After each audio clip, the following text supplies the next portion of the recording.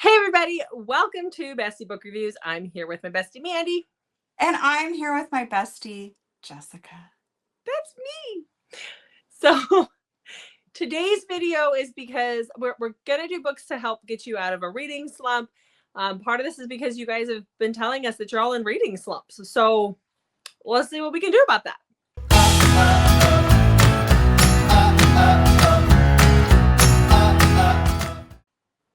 I just like to say that Jessica's being so much nicer to you guys than she is to me whenever I complain about being in a reading slump, because she will literally yell at me, Don't yell. No. and tell me, we have a whole bunch of videos. Go watch I one of them." do. I tell you, you call me and I'm like, there's a whole crap ton of videos on our YouTube channel. Go watch one. Go read one. That's what she tells me. I do. I never yell at her. There was one time in the airport you did. Yell at her.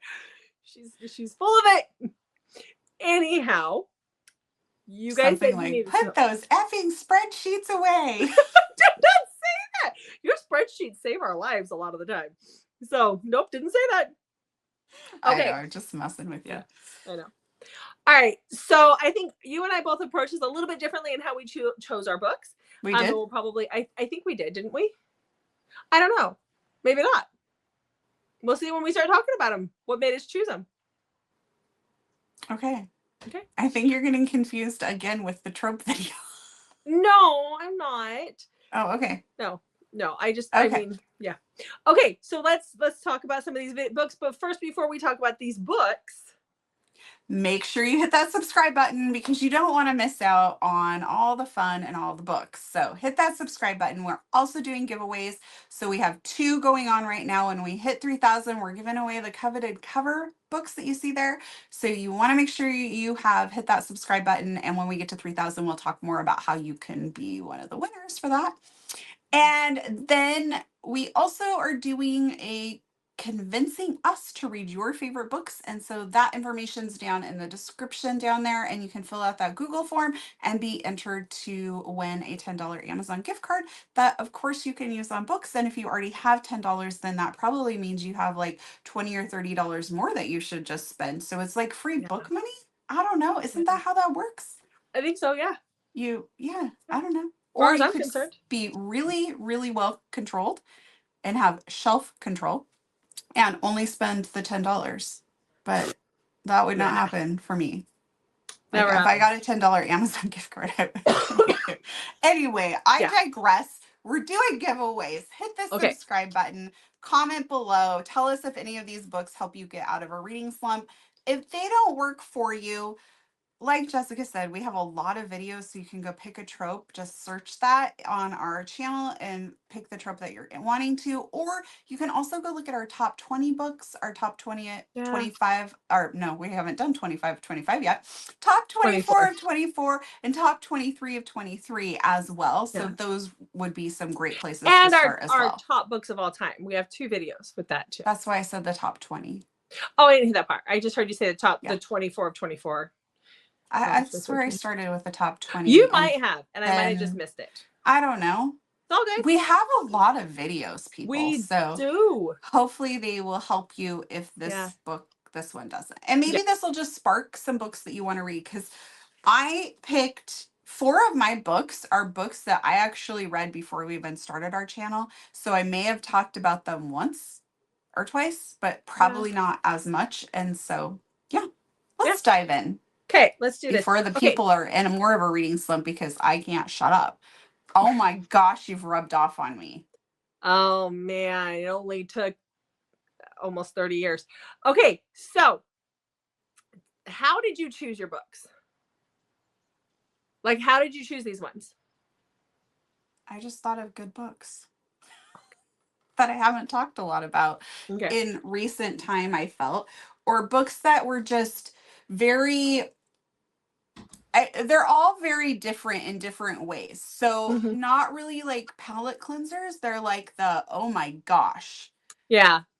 Books. Okay. And I kind of just went with... suck you right in. Yeah. I went with different... Each one is a little bit different, but they're books that I would tend to go to, or what happens in the book is something I tend to look for when I'm in a reading slump. So I'll talk about those as I go. So The first book that I have is really, honestly, when I'm in a reading slump, this is pretty much what I look for. It's a book that you can't take that seriously. And so this is where you see me reading a lot of aliens and weird things, because you just can't take it that seriously and you have to get out of your own world and just go into something. So I chose one of my favorites, which is Sign Here for Horns, and it is by V.K. Ludwig. This is quick. It's fun. There's audio out now. There wasn't when I read it, but there is now. This is about Jax and Lily. So Lily had been abducted from Earth at one point. Now she's living on this planet. Like, she was rescued. She can't go back to Earth, but she's living on this planet. It's like a farming planet, and she needs some help. And so her close friend is like, hey, let's go down. There's this auction. There's these other creatures from other planets that they're auctioning off. And it's probably not the coolest thing in the world, but that's what's happening here. And let's go see if we can get you somebody who can help you. They're almost like indentured servants, but who can help you with your farm. And that is where she meets Jack. So she goes there to get some help. She sees this guy who is behind this glass, and he's honestly, he gets told, it's a comedy, guys. He gets told that the best way to show off his abilities is to show off his prowess, because he is a Vandalahar, a male, and they are trained to please women. And so he thinks that is what she's looking for. So she walks around the corner, she sees this guy pleasuring himself, and she's like, what the heck is that? I just need somebody to, come and plow our fields. Well, there's some miscommunication, and she ends up buying him or purchasing his price for, getting him out of, like, so that he'll come work for her and getting him out of the servitude. And there's a lot of miscommunication. She thinks he's there to plow her field, and he thinks he's there to plow her field. So, you can't take it seriously. It's awesome. It's great. It starts a great little series. It's just wonderful. I enjoy it a lot. So, okay. What do you got? Well, while you're doing one that you can't take too very seriously, I'm taking one that left me standing in, like, I can remember exactly where I was. I was working on a fence line. I remember exactly where I was. I was hysterically crying. I called you and I'm like, what did you do to me? Because I listened to it and it was so good. Okay. So that is Hero by Lauren Rowe. Oh, yeah. And if the cover can't convince you to read this book, I don't know what will. Maybe my description, but come on, look at that. Mm-hmm. Okay, so we have Lydia. Oh, Lydia is a ER nurse. And we have Colby, who is a firefighter. And he is trying to be a hero, like firefighters are. And he gets trapped in a burning building and gets rescued, but he ends up in the ER, like in the ICU. And Lydia is his nurse. And at one point he wakes up, he's very out of it. He like professes his love for her and then goes back, like, back into like a little bit of a coma, I guess you'd call it, or back to sleep. And so Lydia is actually a physical therapist, but she's working in the ER because, like, why was she in the ER? I don't remember. Oh, because he's been in there for a while. So she's coming in to help with like different things. And he happens to wake up when she's in there. So she is the assigned nurse to him that is going to help him get back up and moving. But she also has a heartbreaking story as well. And he is really, like, he's struggling with all of a sudden not being able to do things for himself. But he is very, very smitten with Lydia. And I just love this one so much. It starts the Morgan Brothers series, which is just fantastic. So the whole series can get you out of that reading slump. But Hero is very, very emotional. It's so good. Yeah, it was good. Okay. Read it if you're okay with crying. I didn't cry. You don't cry though, so you're not a good judge on this. No, I'm not.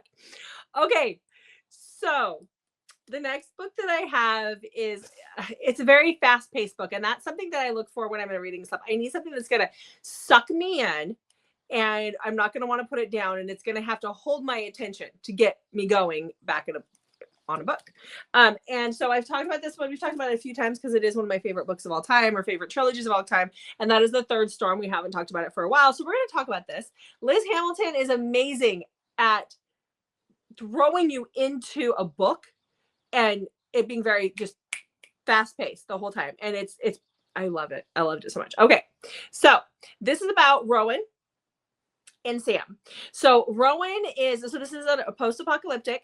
When the book starts out, she is taking care of her 2 5-year-old nephews, which are Bo and Lewis. She calls them Baloo. I love that. I think it's awesome. And they're trying to get to these boats. So the world is being ravaged by storms, and that is what's ending the world. And there are these boats the military have set up, and you have to have the right clearance to get onto these boats to save your life. And she has an ex-fiance who has arranged for her to be on these boats, but she has to use the name of a woman who has passed away, and she was a military personnel. She had a husband and 2 kids. And so they're trying to get to these boats. Well, along the way, they see a guy in a ditch. He's unconscious. He's injured badly. And she's wanting to leave him behind, but the kids are like, nope, we're not leaving without this guy. And so they haul his butt to the boats with them. And when they're going through security, she tells them that he is her husband, Sam. And so they are now on this boat, and they are very, like, they're in this little shoebox of a room, and they are isolated together. And when Sam wakes up, he takes on that persona of Sam. And there's a lot happening in this. I love it, but he plays the role of her husband very well. And they are stuck in this situation for quite a long time. So, playing Happy Families.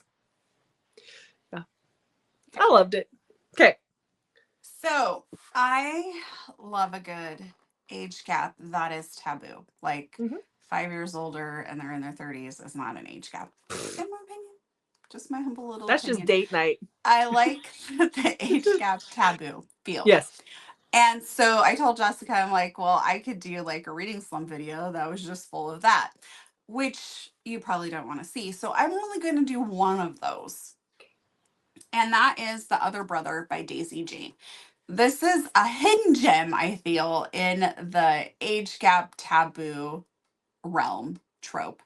So in this, we have Cordelia. Cordelia has just had her dad pass away, and fairly tragically. So she's kind of got some PTSD going on. Lots of stuff is happening. And so Cordelia goes to live with her dad's best friend, who has been like an uncle to her whole life. And she is really struggling. So she wakes up a lot in the middle of the night crying and screaming, which makes it very difficult for him. And he doesn't really know how to handle this situation. And he then packs her up and takes her to his brother's house that he has been a little bit estranged from. Like, Cordelia's never met him. And he leaves her there because his brother is a therapist. And so he thinks that maybe his brother can help her. And he's like, I can't do this. And his brother's like, you cannot just leave her with me. Like, what are you doing? Like, she's been through so much. How can you do this to her? And he's like, I can't do it. And he leaves. And so Quentin is left with Cordelia. He is a therapist, so he feels horrible about this situation. And he's like, I can't turn her away. I've got to do something. And so he is forced into a situation where he is now taking care of her. She lives with him. And that is where things are going to start to take a turn, because Quentin starts to really, really like her. And he feels guilty because she is young, like young as in I'm pretty sure she's like 18. I think she's a high school senior. And he feels really guilty about this. It is a slow burn, but it is so good. So good if you like that trope. Okay. Yeah. And if you haven't read The Other Brother, you need to. You're missing out if you like the trope. If you don't like the trope, then it's probably not going to work for you. But if you like that trope, this is a book to read. It will get you out of your reading slump. Some of these books, though, will get you out of your reading slump. And then put you right back into one. I know. Yeah. So you might need to come back to this video because you might find yourself back there. Just make a list. And I do want to say, too, keep forgetting to mention, all of my books have audio except for the last one that I'm going to talk about. So when I read them, none of them had audio, but now they all have audio, except for one. Nice. But, yeah. Okay. Just because I know we have a few people that like to know that, but so again, when I'm in a reading slump, I look for different. Things are different. I don't normally go for fantasy, but this is a retelling. It has that paranormal fantasy aspect to it, but it's also it's not like so much world building that I'm going to lose my mind, because it is a retelling as well. And so that is, and I haven't talked about this in forever, but this is Second to the Right by T.S. Kinley. This is a trilogy. I'm actually anxiously awaiting the spinoff that is supposed to happen later this summer. So I'm dying for it. But this is a Peter Pan retelling, which is also why choose. But this is about Gwen. She is a darling. She is Gwendolyn Darling. And this takes place many, many years after Peter, like after the story of Peter Pan ends. And after, what was her name? Wendy? Thank you. Oh my gosh, I had a brain fart there. After Wendy leaves Neverland, Wendy and Peter Pan had this pact that he would always be able to bring her back for May Day, or spring cleaning is what they call it. It's kind of a mixture of both, and May Day as a party around the spring cleaning time. And for many years, Peter does that. He brings her back, or he brings a daughter of Wendy back, which is one of her descendants. But he gets disillusioned with that whole thing. And when that happens, he and the Lost Boys age a little bit. So now they're not like, children. They're a little bit older. And he is really missing Wendy. And so he decides to go back for one of the daughters of Wendy. And this is where the book starts out. Gwen has a sister that she is taking care of who is dying. She has, I think it's leukemia is what she has. And their parents are gone. And so she's taking care of this sister. And one night she goes out to a club. She actually is borderline assaulted and comes home and is all very upset and finds a guy in her room, which is Peter. And he abducts her and takes her back to Neverland. And the thing with this, I mean, we see some of the Lost Boys come into play because this is a why choose. But the thing with this is when you're in Neverland, you forget. You start to forget about your life that you've left behind. And Wendy is trying to accomplish certain things that have to happen because there is a quest situation happening here. But she starts to forget about her sister who is dying and who is all alone at home. And so there's some repercussions because of that. And it's a trilogy. All the books are out. There's now audio for all the books. And it just kept my attention the whole time. Plus, if you go check out their TikTok, they have got some great art. So I think it's all AI, but it is good. Of the characters. So that's what got my attention. Okay. So my next one is very different, and that's why I picked it. And that is the Parallel series by Elizabeth O'Rourke. So good. So I'm just going to show so book 1 is Parallel. Book 2 is Intersect. These two go together, but you have to read them in order. So that's like a duet, but you can't read the next two unless you've read those two or it gives away spoilers. Then you have book 3, which is Across Time, and then book 4, Across Eternity. And I just love these covers so much. So I'm not going to tell you about book 3 and 4 because that would give away major spoilers. So you're going to want to start with Parallel. Trust me, this is a fantastic series. Jessica's read it too. She will back this up that this is a good one to get you out of a funk because it is very different. So in here we have Quinn. Quinn has had these dreams since she was little about this guy, Nick. And when she's young, she asks about her husband. She gets upset about him and she continuously dreams about this guy. And she is engaged to get married and she is looking at some venues when she looks across, I think it's like a lake, and she sees this house and she basically passes out. And this has started to happen. So they get very concerned about her. So they take her to the hospital where she gets checked out. And the doctor walks in, and the doctor is Nick, the guy she's been dreaming about. And she feels this instant connection to him. And he feels it to her, but he hasn't had these dreams. And so he can't quite explain how he's feeling, but he has this connection. And I think I'm going to stop at that point because if I go too much further into the story, it's going to give some things away. But it is wild. How does she know him?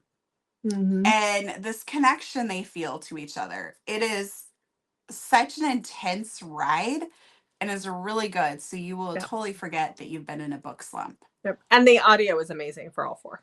Yes. So you have audio and you have 4 books to read. So that should keep you busy. Exactly. Yeah. Okay, so Mandy knows this about me. When I'm in a book slump or when I'm just like, oh, it's typically a book slump, I go back and I reread a favorite. A lot of the times it's like an Ice Planet Barbarian or something weird like that. But every once in a while, I pull out this book. So this is Real by Katie Evans. I haven't really talked about it. It was very popular back in the day. I don't think you hear much about it anymore. But this is an MMA fighter book. So it is sports. But this is about Remy and Brooke. So Remy is our MMA fighter, and Brooke is just finishing school. I think she's a physical therapist of some kind, a sports therapist is what she is. And she's currently looking for a job now that she's out of school. And her friend talks her into going to this underground MMA fight in Seattle one night. And when she does that, you know, Remy is like the favorite of the crowd, the favorite of the women. He's good looking. He's, you know, winning all of these, you know, titles. And he's the shit. That's what he is. And he sees Brooke in the crowd. She's not really into this at all because they're hurting each other. And she's a sports therapist. And she's like, they're hurting each other's bodies. And she gets up and she leaves, which means that it would, like he sees her and he's attracted to her. He wants to get her information.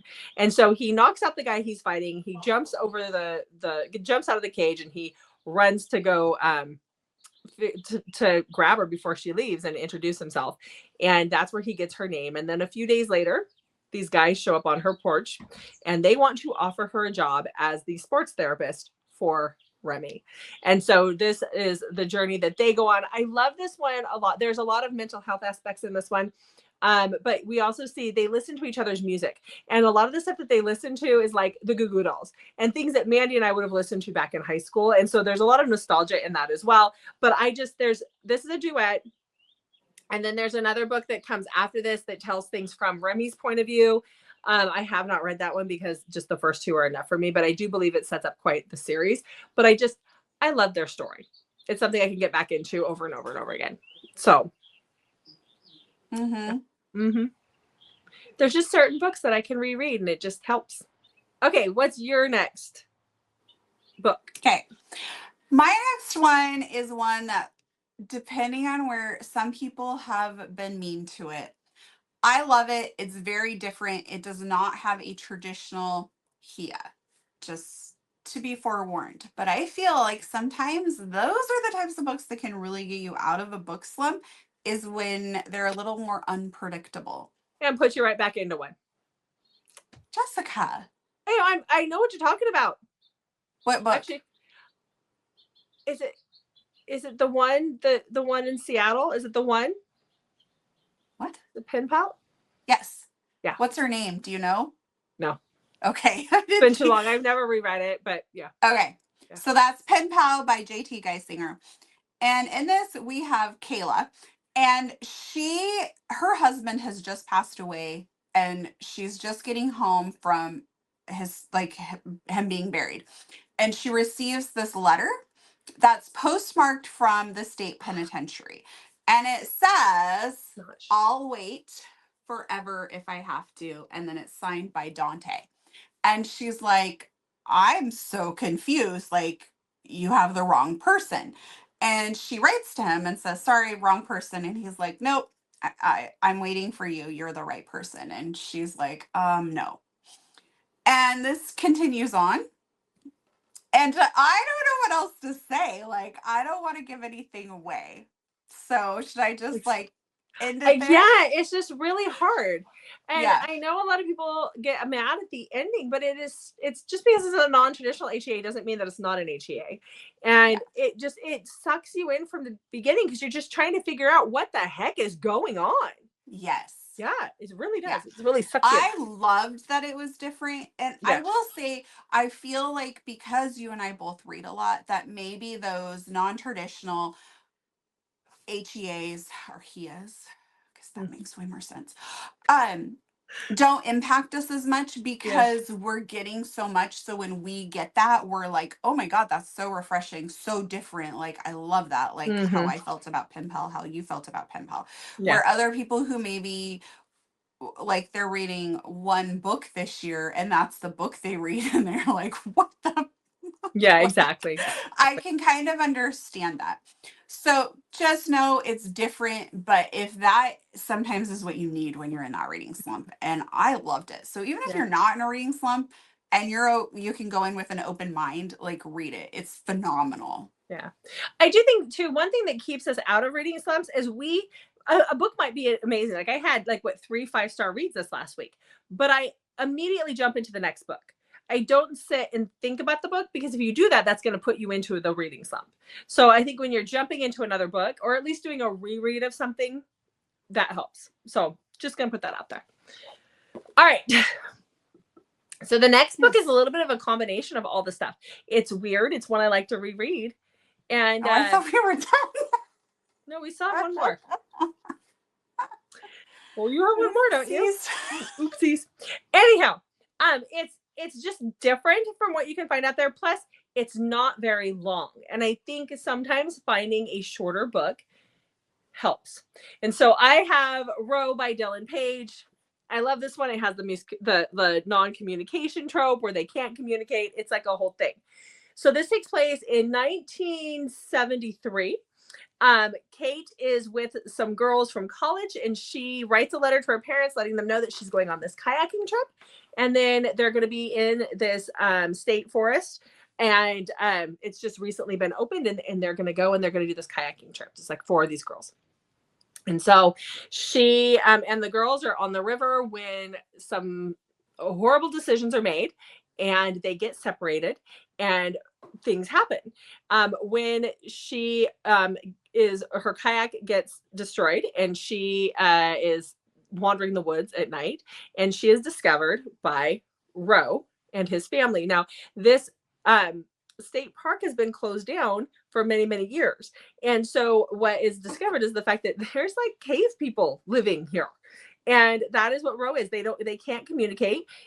He speaks his own weird language and he's basically a caveman and he sees Kate and he takes her and that's his woman and we're going to put babies into her. And that's just how that goes. So anyhow, this is the start of a series of a trilogy. There's a second book in the series. It's a different couple. And there's a third book that will be coming out here hopefully soon of a third couple that's in this very odd Oregon state park that I never want to encounter. Or maybe I do. I don't know. Okay, what's your last book? Okay, my last book. I should also say that the books that I picked for this are books that I will randomly still think about. Same. All of them. So they're ones that have left like an impression. So this book I read over a year ago.